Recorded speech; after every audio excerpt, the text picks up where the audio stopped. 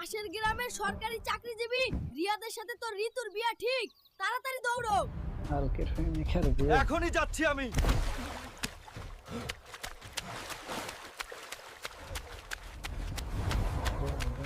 ঋতু, তোমার নাকি বিয়ে ঠিক?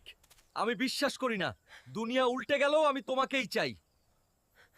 তুই যদি 15 দিনের মধ্যে চাঁদ থেকে ডায়মন্ড আনতে পারিস তবেই তোর সাথে বিয়া দিব।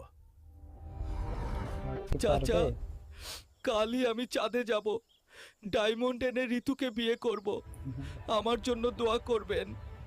মা, যত কষ্টই হোক ঋতুকে আমার বউ করে আনবো। কালকের রিয়াদের সাথে বিয়ে হইতে দিব না। ওরে ভাই,